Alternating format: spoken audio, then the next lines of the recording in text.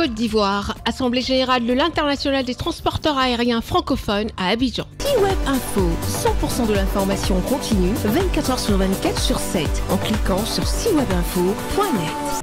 La capitale économique ivoirienne, Abidjan, a abrité du 22 au 24 novembre les travaux de la 130e Assemblée générale de l'Association internationale des transporteurs francophones, ATAF, au Sofitel Hôtel Ivoire, situé dans la commune de Cocody. L'objectif était de discuter des chaînes d'approvisionnement aéronautique. Plus de 90 représentants des 22 compagnies aériennes membres de l'Association internationale des transporteurs aériens francophones, ainsi que 19 membres partenaires et associés, se sont rassemblés à Abidjan pour discuter de l'actualité du transport aérien mondial, organiser un zoom sur l'Afrique, les Antilles et l'océan Indien, ainsi que d'évaluer les stratégies financières des compagnies membres de l'ATAF. Le général Abdoulaye Coulibaly, président de l'Association internationale des transporteurs aériens francophones, par ailleurs PCA de Air Côte d'Ivoire, a exprimé sa gratitude envers ses hôtes pour avoir choisi sa compagnie comme organisatrice de la 130e Assemblée générale de l'ATAF. Le ministre de l'Intérieur et de la Sécurité, le général Vagondo Diomandé, représentant le ministre des Transports, a présenté les avancées accomplies par la Côte d'Ivoire au cours des dernières années, se justifiant pourquoi les organisateurs ont choisi la Côte d'Ivoire.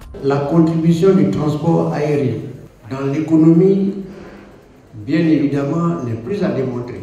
Au plan mondial, il est un employeur majeur qui revendique aujourd'hui plus de 87,7 millions d'emplois, avec 11,300 millions d'emplois directs.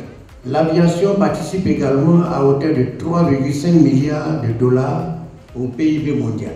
À l'échelle africaine, l'aviation civile joue un rôle de plus en plus crucial dans l'intégration économique et la connectivité du continent.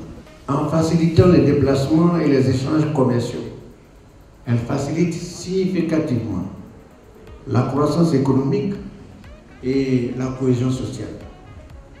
C'est donc à juste titre que le gouvernement ivoirien, qui a inscrit le transport aérien au cœur de sa stratégie de développement, prend une part active aux initiatives tant au niveau de l'OACI qu'au plan continental visant à améliorer de façon significative l'environnement économique et réglementaire de ce secteur d'activité.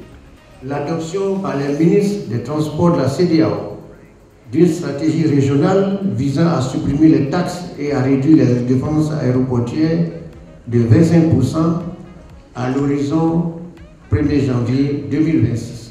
Selon IATA, le transport aérien devrait battre encore des records de chiffre d'affaires cette année à 996 milliards de dollars américains. Cette estimation qui confirme la reprise rapide du secteur après la Covid-19 n'est pas sans incidence sur les acteurs de l'industrie des transports. Je déclare, si j'en ai la permission, ouvert les travaux de la 130e Assemblée générale de l'Association des transporteurs aériens francophones. Créée en 1950 et anciennement Association des transporteurs aériens francophones, elle est devenue l'Association internationale des transporteurs aériens après l'accession à l'indépendance des pays africains. C'est une association de transporteurs aériens favorisant le dialogue, l'échange d'informations et de technologies entre les grands acteurs économiques du transport aérien et les secteurs connexes. Retrouvez toute l'actualité afro-mondiale en ligne et en multidiffusion sur C-Web Info et plateformes digitales Facebook, YouTube, Instagram et en simultané sur Radio Voltage 2.